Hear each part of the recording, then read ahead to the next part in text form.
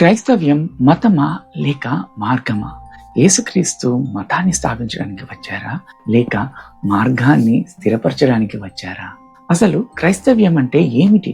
క్రైస్తవ్యం అనేది ఒక మనిషికి దేవునికి మధ్య ప్రేమపూర్వకమైన అవినాభావ సంబంధం. తండ్రి యొక్క నిత్య ప్రేమను మనిషి దగ్గరికి చేరువ చేసింది యేసయ్య మాత్రమే. యోహాను 3:16 ఏమని లిఖించబడింది?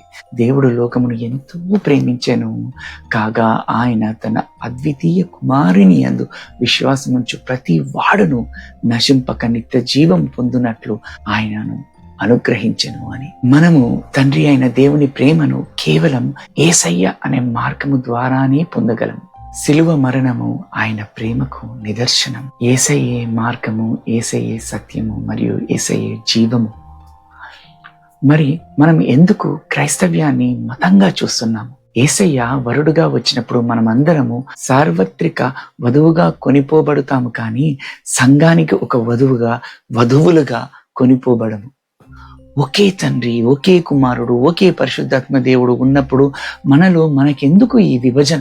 ఒకే శరీరముగా ఉండటానికి, సార్వత్రిక వధువుగా కొనిపోవడానికి ఆయన మార్గాన్ని స్థిరపరిచారు. కానీ మనమే విభజించుకొని మార్గాన్ని మర్చిపోయి మతాన్ని స్థాపిస్తున్నాం.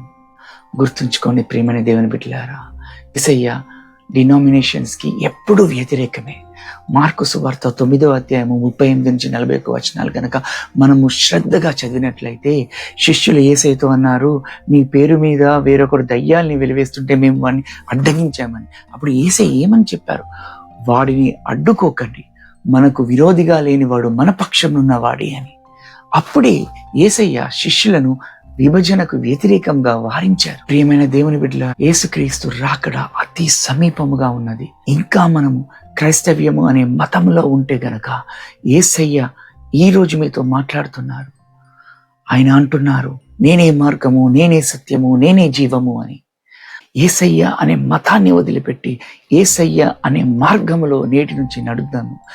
ఆయనతో ఏక శరీరముగా మారడానికి సార్వత్రిక వధువు సంఘములో భాగస్వాములం అవుదాము. మీకు అంగీకారం అయితే సబ్స్క్రైబ్ చేసి ఆమేన్ అని టైప్ చేయండి.